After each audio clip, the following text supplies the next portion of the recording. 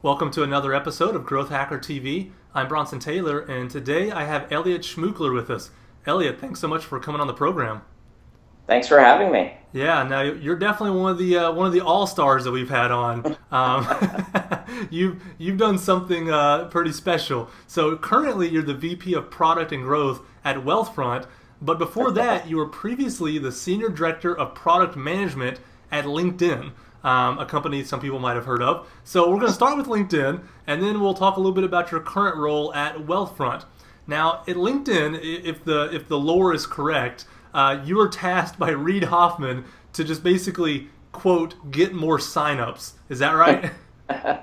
That's about right. LinkedIn had a number of growth wins throughout its history, but when I arrived kind of in late 2007, early 2008, no one was really focused on growth, and growth was actually slowing down. And the company was pretty worried about hitting its numbers, hitting the plan for the year. And so Reid Hoffman asked for volunteers. My hand went up. After doing a brief review of what my thinking was, he said, go and do it. So Yeah. What made you raise your hand? Just a great challenge, or you love math, or what was it? Well, all of those. I'm actually a very quantitative guy, so I love looking at the numbers and seeing how things work. And the kind of growth engine of LinkedIn really fascinated me as soon as I arrived. There were so many numbers and so many things going on, and so much thought had gone into it even before I was there, that it just seemed like a fascinating thing to work on, and something that really resonated with me. Yeah, absolutely. Now, while you were there, you helped grow LinkedIn from 20 million members to 200 million members. Is that correct? That's right. Yeah, that's quite a growth story. And how many years did that take place during? That took about 5 years Yeah. to get. Yeah. So in 5 years ago, from 20 to 200 million, did you ever think that you would get to 200 million when you raised your hand and said, "Yeah, I'll sign up to try this"? It definitely seemed a long way away. So, we were just crossing kind of the 20 million figure, and it seemed very hard, to even think about hundreds of millions. Yeah. But once you kind of get used to the math of growth, you realize that those curves are possible, right? If you just, if you're doubling the site every year, you're growing by 50% every year, it doesn't take that long to get to the really large numbers, even though they seem very far away. Yeah, I think that's one of the things that experienced people kind of have in their tool bag is the confidence to know it's possible.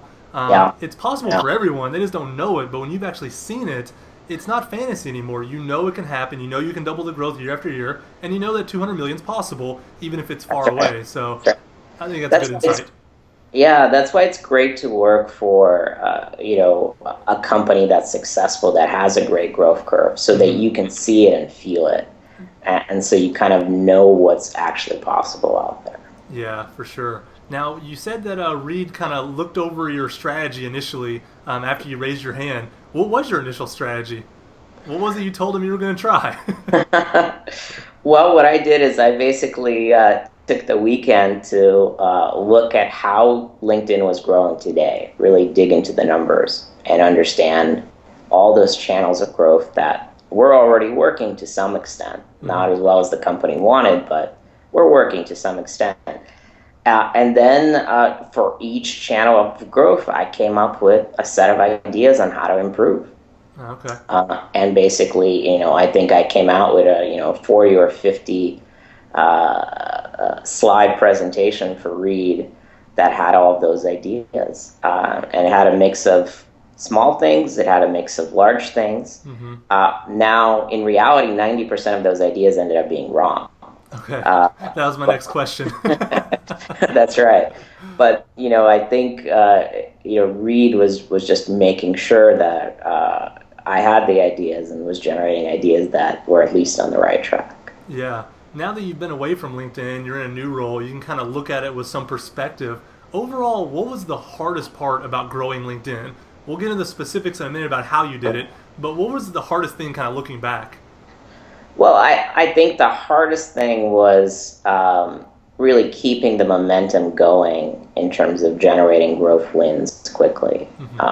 It was very tempting for the company at the time and everyone around you to kind of be satisfied with a certain growth level. You know, we'd find something that improved growth by 50%. We celebrated, and then, you know, that was it. We won, right? What else is there to do? But in reality, you need to keep generating those kind of growth improvements over time if you hope to really achieve the big numbers. And so the hardest part was really keeping the team and the company and everyone going in the cause of growth, even when we were doing well. Well, how did you do that? Because that does seem difficult, because if you increase something by 50%, I mean, that's when you celebrate, and that's when you stop. So what do you do? Is it a carrot? Is it a stick? Is it a mixture? How do you inspire them to keep going? I think what worked for me was kind of looking longer term. You know, if we had a big growth win in 2008, I would start talking about 2009 or 2010. And I would kind of start to show how this growth win was good, but we need a lot more work to hit our goals in 2009 and 2010. And so kind of extending the timeline, you know, looking out longer term, put a lot of things in perspective. Is that a part of being kind of someone that can do what you did? Is that you're just not satisfied? That no matter how good the win is today, you're not happy with it. It's not like the end goal. Is dissatisfaction a part of growing something to 200 million? I think so. I mean, to some extent, I wouldn't quite call it dissatisfaction, but you know, I look at it in a more positive light, which is, you know, I want the numbers to be as big as possible. And no matter how high they are today, I want to go for the next goal. And I think that's an important quality of people that work on growth. Yeah, for sure. Now, as you took on the task of getting more users, let's kind of get into the details now. Because, you know, throughout this process, it seems like you came up with a number of kind of rules, for lack of a better word. These kind of go-to phrases that seem to be true most of the time in most situations, right? Right. They're not, you know, end-all, be-all rules. And I know you give caveats to some of these, but they are really solid rules. So let's start with one of the first ones, which is break up your metric into smaller steps. So Reed comes to you and says, get more signups. What do you do with that? Well, you have to understand what makes up a signup. Where do signups come from? You know, typically when you're given a big metric like that, and it doesn't have to be signups, it can be page views, it could be more users coming every day, it could be any metric that you can imagine in the context of a website. The first thing to do is understand, well, how do I get a sense for how that number actually moves and how it works? You know, what makes that number higher today than it was yesterday? Why did it drop today? What are the components of that number? So if you looked at signups for LinkedIn, you know, one of the first insights was we had two major sources of signups. One was our viral growth, what we called warm signups, people that were invited. And the other element were non-viral signups, people that were just coming to the site for whatever reason. And obviously the strategies that you would apply to those two different segments of signups would be different. But if you didn't understand what the segments of signups were at the beginning, it's pretty hard to understand that you need two separate strategies and pretty hard to prioritize, you know, which strategy to focus on. So for any metric that you're given, try to break it up into, you know, what actually makes up that metric. What are the components? And then you can focus on those components and understand, how do I move those components? Let me ask you kind of a follow-up question. You know, and maybe this is getting too granular, but you know, when you have a metric, you break it up into smaller metrics. Now, you could also break up those smaller metrics into even smaller metrics. When do you know you've hit upon the metric that you actually need to do something about and not just break it down even further? When do you know you've kind of got to the constituent parts of it? So a good rule of thumb is if you can look at a metric and immediately generate very specific ideas for how to move that particular metric. That makes and by sense. specific, I mean literally change this particular page on the site to move it. Gotcha. Right? So if you can look at a metric and start generating those ideas with that specificity, you're probably at the right place. Yeah. Because, when it comes to just, get more signups, like, what do you change to get more signups? Well, there's no answer in one sense because everything's an answer. Correct. But once you break it down, once you realize, well, half of our signups are driven by invitations. So now you're already closer. Now you know if you can zero in on whichever flows or pages drive invitations, you can move that half of signups. Yeah. Right. As you break it up, you start to zero in on the right places to attack. Yeah. Now, you talked about kind of those two flows already. You have the invitation, the warm sign up, and then you kind of have the organic. Maybe they just typed in link into the browser, they did a search on Google, something. So the second rule might apply to that. You say that it's easier to build on a strength than it is to improve a weakness. What do you mean by that? That's right. Well, one of the biggest problems in running a growth team is prioritizing, right?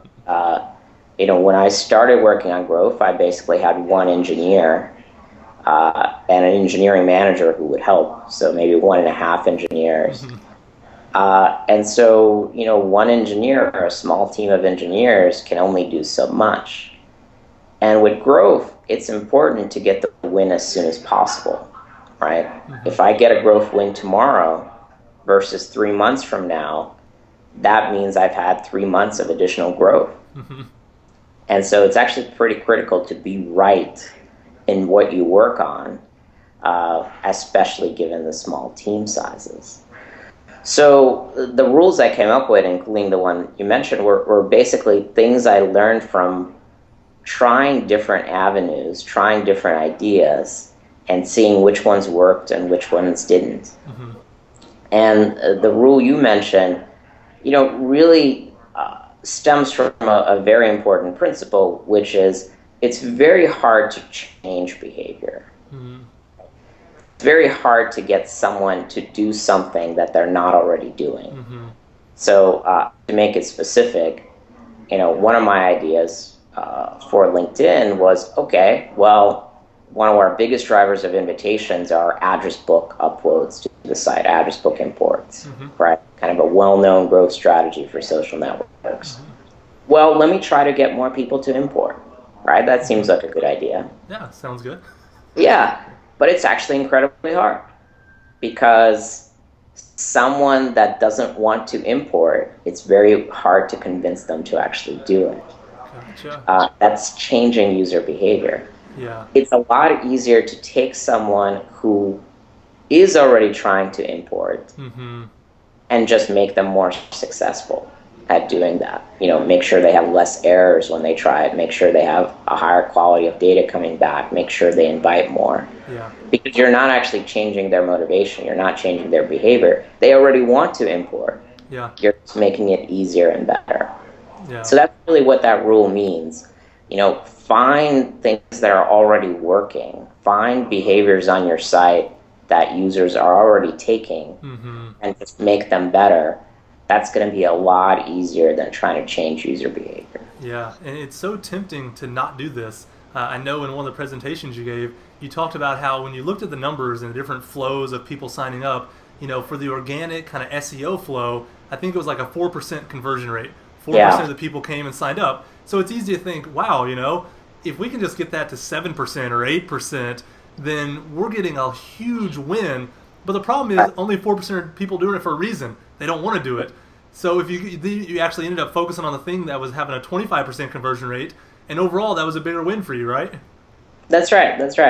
And this is, quite honestly, this is the biggest mistake I made when starting to work on growth at LinkedIn. Most of my ideas, the ideas that we talked about earlier presenting to Reed, were about changing user behavior. Were about getting more people to upload address books when they didn't really, seem to want to, doing those kinds of things. And eventually we were able to move all those needles at LinkedIn. But the first few experiments, I tried were failures along those dimensions. And it wasn't until I started focusing on things that were already working and making them better that we started to have successes. Yeah, that's such great insight. Now, your third rule is people probably won't recognize right away what it means, so you have to tell us. But it says it's equivalently easy to improve any flow's conversion rate by 10%. What does that mean? Right. So that's more of a rule of thumb. It's actually an extension of the previous rule. It gets you to some of the same results, but it's more of a rule of thumb to say, let's say I have several flows on the site, and 25% of people get through one flow, but only 5% of people get through another flow. Mm-hmm. It's much easier to move that 25% to 27.5% than it is to move the 5% to, or it's equivalently easy to move the 25 to 27.5 as it is to move the 5 to the 5.5. Despite the big differences in those starting numbers. Yeah. That ends up being true, and it really links to the last rule. The reason you get 25% of people through flow number one is because they want to. Yeah. Right? There's something their behavior. There's something good at the end of that flow. Yeah. And the reason that only 5% complete flow number two is probably because they don't want to. There isn't enough incentive for them to do it. And so what you end up seeing if you kind of use this rule of thumb of it's going to be equivalently easy or equivalently hard to move every flow conversion rate by 10%, you'll end up gravitating toward the flows that are already working. Yeah, no, that's great. And then this last rule, you've already touched on it. You say it's easier to get an active user to do a lot more than it is to get an inactive user to do anything. And you've already talked about, the reasons why that is. You're one of the guys that I think headed up the endorsement. You endorse another user. Tell us how you use this kind of principle with the endorsement screen. That's right. So in endorsements, those of you that have tried it, once you endorse someone, or once you get endorsed and come back to the site to accept that endorsement, you'll see that we ask you to endorse a lot more. Mm-hmm. Right? And that's kind of a critical technique that you can use for growth, which is once a user has demonstrated that they like doing something, don't try to shift them to do something else. Mm-hmm. Get them to do a lot more of that. Mm-hmm. If I just did one endorsement, I'm probably very likely to do 10 or 50. Yeah. Right? If I haven't done any endorsements, I'm very unlikely to even do one. Yeah. Right? And so it's an important principle to think about, and it's an important strategy to try. And again, it actually links to my earlier point about changing user behavior. Mm-hmm. Once I did an endorsement, that's a behavior that I want to execute on. And so you don't have to change it to get me to do more endorsements. Yeah. If I don't like endorsements or, I don't think it's valuable or I don't want to do it for whatever reason, getting me to change that view, to change that behavior is a lot more difficult.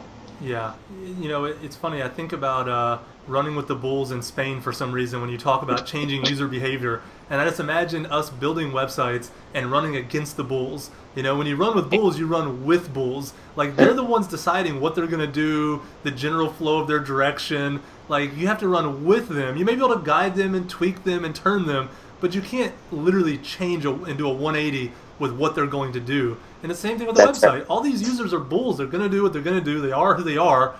Find a way to win because of their behavior and not win by changing their behavior, right? Correct. I think that's a great analogy. Of course, you can redirect that bull with, a show of immense strength or, a big tank in their way or something like that. So there are ways to redirect the bulls as well. It's just much more difficult than running with the bulls. Yeah, and a lot of us don't have the resources to do those kind of wholesale changes with user bases, So let's talk now about kind of the team that you built at LinkedIn around growth. Because like you said earlier, when you started there, it was you and 1.5 engineers, I believe you said, right? Yeah. So it was you and just, 1.5 other people. Eventually, before you left, I think it was over 20 people. Is that right? On the growth team. That's about right, yeah. Yeah, so let me ask some questions about that because you've been in the unique spot to actually grow a dedicated team for growth. most people watching this haven't got there yet in their career. So you're going to be able to kind of give some insight onto, hey, here's what I learned about that experience of actually building a growth team that we haven't experienced yet. So the first thing is this: how big do you think a company should be before they hire that second person or third person to focus on growth? Because most startups are small, they have one guy kind of focused on it. How big do you have to be in terms of users or revenue or just any metric to really say, okay, let's double down and hire another guy? I don't think there's a super hard and fast rule. I think there's two kinds of companies out there where this answer is probably very different. A company like LinkedIn or another social network like Facebook, growth is not just something good, something that you want. Growth is actually required, right? The value of a social network is very much tied to how many people are on it. Are your friends, are your colleagues on it already, right? That's how you get value.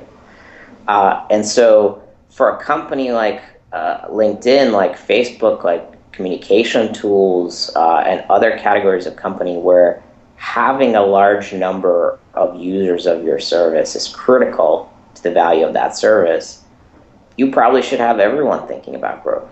Good point. At least at the beginning. Now there are other kinds of companies. If you think about productivity tools, tools like Evernote, for example. Evernote works great even if no one else is using it, right? I don't need other people on that service. And so, this question is a lot more relevant for that category of companies. And in that case, my advice is generally, you can only grow good products. All the things I've done at LinkedIn were made possible by the fact that people actually liked LinkedIn and got value out of LinkedIn. And so, for a company where growth is not required, to make the product useful, you may want to take a little bit more time to verify that your product is actually in pretty solid shape. To verify that the people that are signing up on their own or through public relations or TechCrunch coverage or what have you are actually becoming active users of your product. And once you see that, that's when you start thinking about how do we scale this up? How do we get more users? Yeah, that's great input, and thanks for kind of dividing the companies into two categories to help us really think so we know based on what situation we're in. Now, let me ask you this. What types of people should ultimately be on a growth team? Maybe the team's 5 people, maybe it's 10 people, maybe it's 100 people, who knows?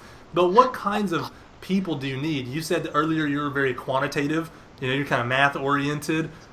You said you had an engineer by your side, so I'm assuming there's an engineer on that team. Tell us about the makeup of that team, though. Yeah, so of course you need all the functions that you would find in a normal product team, right? You need product managers, you need engineers, you need UI designers, you need analysts. So all of those functions are required in the team over time. At the beginning, when you have a small team, maybe people are doing multiple functions, right? When I started the team in 2008, I was both the product manager and the analyst and did some of the UI design, right? Because we didn't have a big team. So sometimes you have to wear multiple hats, but over time as you build the team, all the key functions need to be represented. The key capabilities that you want people to have is you do want to attract people to the team that are incredibly numbers driven, incredibly quantitative. Working on growth is just an incredibly quantitative discipline. You really want to measure everything, and you want to watch everything, and you want to optimize every key number. And so you want people that get excited about that, right? That get excited about looking at the numbers every day or every hour or every 15 minutes and seeing how things are doing and seeing the impact of their work. If things are going well, and kind of reacting to numbers dropping by fixing things or understanding what's going on. So you want that kind of person. You also want people that are willing to get into a lot of detail. We spent a lot of time, when working on growth, trying to address very complex situations that maybe only touched 5 or 10% of our users, but we knew if we fixed it, we'd get 5 or 10% more growth, which is good. So you want people that are willing to dig down into the numbers and into what's going on and deal with a lot of complexity and deal with a lot of edge cases that you typically have to solve when you're building these growth features. Yeah. Do you feel like there's any unsung heroes of the types of people you just mentioned? Are there any types that maybe are overlooked? You mentioned UX in there, that might be overlooked. You mentioned analyst. Maybe we just assume that someone else is an analyst along with something else. Are there any unsung heroes that you felt just brought immense value but may not be on the top of the list to hire? Yeah, I mean, there were heroes on my team and there were superstars on my team that brought value above and beyond their role. For example, one of my growth analysts, actually, very quickly was able to build models to forecast growth. Forecast what we were going to do, which for a large company that's trying to meet its goals, and ultimately a public company like LinkedIn that's trying to meet quarterly financial targets, that's actually a critical function. And yet most people don't think about that. They don't think about forecasting. Yeah. There are also UI designers that are actually particularly great at growth-related work, which I didn't realize those existed until we had hired some for the growth team. But there are UI designers that actually have the growth mindset and are able to get into the details and like looking at the numbers. So for every function, you can kind of find superstars that really align with what a growth team needs to do. Yeah. Did you learn anything looking back that maybe should be avoided when putting together a team like this? Were there any missteps you made? And I'm not going to ask you to call out people by name that you wish you hadn't hired or anything. But I mean, in general, the creation of the team itself, is there anything you would do differently, or do you think it's kind of the way it needed to be? I think it worked out well. I don't think there were any large mistakes that we made. I think the nature of a growth team is such that even when we made a mistake, kind of people usually self-selected themselves out of the team, right? Growth teams tend to run pretty quickly. It's all numbers driven. There's a lot of small features. And so in cases where we hire people that just didn't like that mode of working, they very quickly realized that and found something else. So I don't think there's anything in particular that, I can look back on and say that was a really dramatic mistake in the team. No, that's good insight, though, that it kind of self-corrects, so that's even good to know.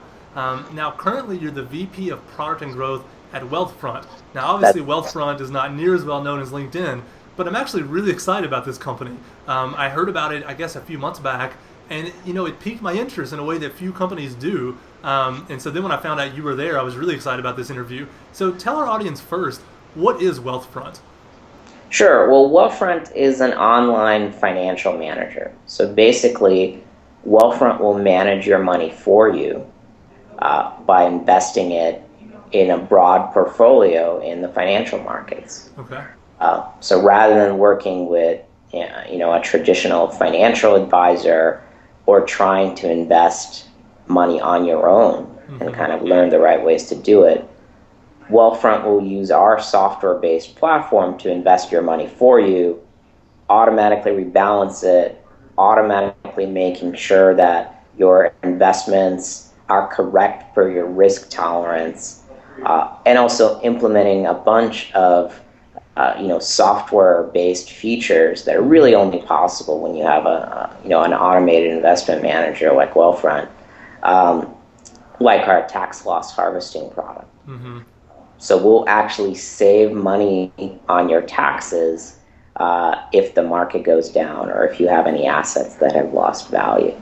Yeah. So is it fair to say that you guys are kind of bringing, web product to the financial space? That you're bringing algorithms and you're bringing, more engineering to what used to just be a very high-touch, hands-on, client-based sort of service. Is that fair enough?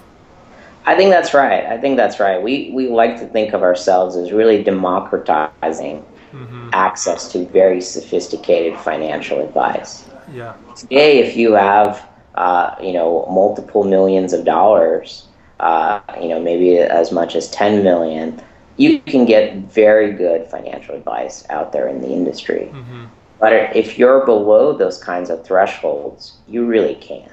There really isn't the product out there. So what we're trying to do is take the type of sophisticated financial advice that you would get with 10 to 20 million dollars Mm-hmm. and make it available to everyone. And you're also bringing down the fees to manage that money. Is that correct?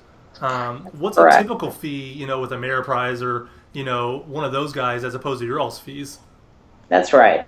So most people, if they're working with a traditional financial advisor, they're paying 1% of their assets Mm-hmm. in any given year. Now that doesn't sound like a lot, I When you think, have that to, much money, that's a huge amount. but it's actually a really huge amount. Mm-hmm. If the market's only going to return 7% a year every year, then you're taking a big chunk of your return Mm-hmm. and just giving it as a fee to your financial advisor. So Wealthfront offers you a much lower fee at a quarter of 1%. Yeah. So you've essentially cut it by a fourth. Yeah, Yeah. we're 75% lower Yeah. than No, the. that's great. Now, coming from LinkedIn, you see this opportunity at Wealthfront. What excited you about the opportunity to go there and be a part of the growth and product? Well, two things. I actually have experienced this same problem that Wealthfront is trying to solve very personally. I was lucky enough to sell a startup company during the Web 1.0 boom in kind of the late 90s, and suddenly had significant assets that I wanted to invest and didn't know how. And worked with traditional financial advisors and very quickly realized that the 1% fee they were charging was very, very high. And they weren't necessarily giving me great financial advice. Mm-hmm. And I really didn't have enough money for them to give me great financial advice or for them to care. And so, at the time, there was no Wealthfront, so my only choice was to kind of stick with the system as it was or learn how to manage my money on my own. And I decided to learn to do it myself. Yeah. But what's great about Wealthfront is it would have solved my problem. Mm-hmm. It would have given me great financial advice without charging me, a massive fee and without the type of biases that traditional financial advisors have. So the product had a very personal relevance to me. And that became even stronger as LinkedIn went public. And a lot of my colleagues, ran into the same situation that I faced, more than 10 years ago. Mm-hmm. And because they knew that I was into this stuff and was managing my own money, they kept coming to me for help. Mm-hmm. And I realized that, one of the best pieces of advice I could give them is tell them to check out Wealthfront. Because I knew they kind of would be covered. And so, it sort of brought home to me how important this product was and how much value it could create in the world. And that's really what excited me. Yeah. Now, this is kind of a side note, but a kind of a fun fact. So there's a questionnaire that you fill out when, to kind of assess your risk tolerance that you mentioned earlier. But then after the fact, you can change your risk tolerance. You can say, well, I'm actually a little more riskier than the questionnaire said, or I'm actually a little more, prude than it says. I've heard, and you can tell me if this is true or not, that actually younger people lower their risk tolerance after the fact, and older people raise their risk tolerance after the fact. Is that what the numbers have shown? Yeah, well, to be honest with you, very few people actually change. Okay, so it's not a huge data set either way. So whatever data there is, it's pretty sparse. Yeah. But yeah, setting the right risk score and having the right risk tolerance is actually a very complex problem. Mm-hmm. We try to do a good job with the questionnaire, but we know that not in all cases are we getting it right. And in some cases, as people see their investments perform, they may, recognize that they can't tolerate that much risk, or, they want to push it a little bit. Yeah. And so it's something that we continue to think about. I think, one of my kind of themes for this year in terms of the Wealthfront product is really to try to get better at estimating your risk score and your risk tolerance without creating a lot more work for you, the user signing up. Yeah, absolutely. Now, let's talk about your growth strategy at Wealthfront. Sure. I'm sure it's going to be, very different than LinkedIn, given that you're dealing with a much smaller pool of potential customers. LinkedIn, the world is its oyster. Wealthfront, successful people in the world is its oyster. So you kind of constrained who your market is, and it's a very different kind of product. It's not something you come and sign up and then you're done. You can network with people. So what's your growth strategy going to be for Wealthfront, compared to some of the things you've done in the past? Sure, absolutely. So, one thing to remember is that LinkedIn was a niche product too. Okay. It may seem like the world is its oyster, that it caters to everyone, and it certainly caters to everyone I know, but it really is only focused on professionals, on people in a certain position with a certain income, and those kinds of characteristics. That's one of the big reasons, for example, why LinkedIn has 200 million members while Facebook has billions. Yeah. Right?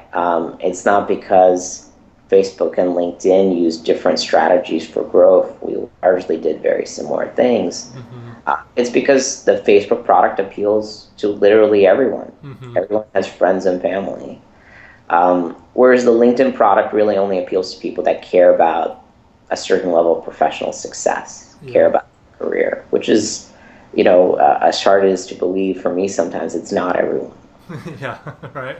And so, Wealthfront is very similar in that way, where again, it's not for everyone, but it's not a super niche either. I think because we're democratizing financial advice with Wealthfront, we're actually a useful product to anyone that has some money to invest. It could be as low as $5,000 that you put in the stock market. We don't need just people with a certain level of assets to sign up. So it's broader than it may first appear. Yeah. The big difference, of course, is that LinkedIn was a product where virality, where touching other members of LinkedIn or non-members was a key part of what you did in the product, right? On LinkedIn, as you built out your network, you actually helped LinkedIn grow. Wealthfront falls into kind of the second of the categories I mentioned earlier, where it's a product that works just great, even if no one else is using it. Yeah. Right? We'll manage your money perfectly, even if there's no one else that's using the service right now. So it really takes a slightly different approach. There's less emphasis on virality and more emphasis on more traditional techniques of acquiring users, such as advertising and those kinds of techniques. Yeah. So it'll just cause us to overweigh certain techniques that LinkedIn didn't have to use, but that we're going to have to use at Wealthfront. Yeah, absolutely. Now, when I try to imagine the growth of Wealthfront, the way I kind of imagine it in my mind is, someone uses it and literally face to face they tell a friend about it. It just seems like uniquely perfect for kind of word of mouth, spread, because it is, it's people with money hanging out with people with a little bit of money, talking about how they're managing their money and this great new thing they found. Do you foresee that being a huge part of the growth of this thing? Oh, absolutely. It is already. We get referrals via word of mouth consistently. In fact, we have an invitation system on the Wealthfront website where you can invite your colleagues or friends to join Wealthfront, and both you, the inviter, and person you invite get a little bit of a discount. primarily what we see happening in that invitation system is people use it to follow up on a discussion that they already had in person. Ah, okay. Right? They talk about Wealthfront, they discuss it, and then the invitation system is kind of the way they follow up and kind of complete that referral. Yeah. And so, absolutely, I think there will definitely be some of that. I think, word of mouth and referrals are just amplifiers on everything that's going on. Yeah. So the site won't grow just on word of mouth alone, but as we grow through other channels, as we launch new products and get press coverage, as we buy ads to attract users, word of mouth will continue to amplify the effect of all those actions. Yeah. Given kind of the lack of virality, like you mentioned earlier, as opposed to something like a LinkedIn, does that make you want to focus a lot on product? Because you're the VP of product and growth, right? It seems like given this kind of product, you're going to be putting a lot of emphasis on the product part of that title. Do you think that's fair to say? I think absolutely. I think the key way that we get to the right place with Wealthfront is that we have a great investment management product, right? And that it's so good that everyone wants to sign up. Yeah. And then we just have to get the word out to make people aware of how great the product is. And so, absolutely, obviously, we're going to have to balance that with things we do purely to drive growth. But it's finding the easiest way to sign new clients up or advertising the site. But there is going to be a very heavy emphasis on creating a truly great investment product. Yeah, totally. Now let me ask you this. When I think about Wealthfront, I look on the homepage and you kind of got your testimonials there at the bottom, all the photos of people that use it, and you can roll over the photos and see where they work and who they are.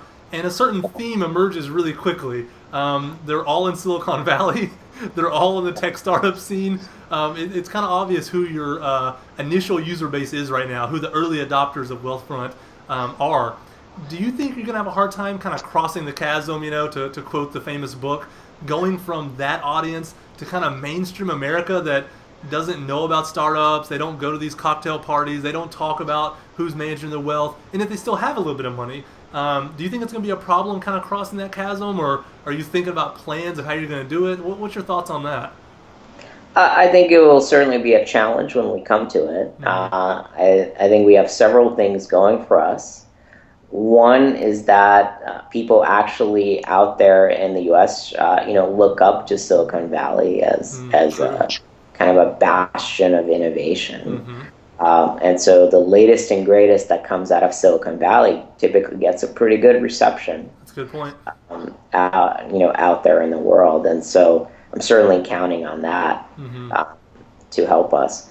But we'll see. I think, we started with Silicon Valley because it was a community that we knew, a community that we could serve well, and a community that was going through a wave of IPOs that were generating significant assets that people needed to manage. And so that's worked out well for us. But as we grow out of that community, certainly we'll face a challenge that we'll have to overcome. Yeah. Elliot, this has been a great interview. Let me ask you one last question. It's kind of a high-level question. You can take it in any direction you want. But what's the best advice that you have for anyone that's trying to grow a startup? You've been there, you've done that. What advice do you got for them? Well, it's very different than the advice I would have given myself many years ago. But these days, one of the best ways to grow is to learn how everyone else is doing it. That's honestly true. There's so much material out there, so many examples of people that have done this well, that you're doing yourself a disservice if you don't, dive deeply into how everyone is doing it. Read all the blogs, read all the core answers, watch the interviews, but also seek out people in person and talk to them and learn from them. Go to conferences or buy people coffee, whatever you have to do. There's enough material out there, there's enough knowledge and wisdom out there on how to do this that I think if you're trying to grow today, tapping into that wisdom will really accelerate your progress. Absolutely. Well, Elliot, thanks again for coming on the show. It's been an incredible interview, and we're so glad to have you on. Thank you very much.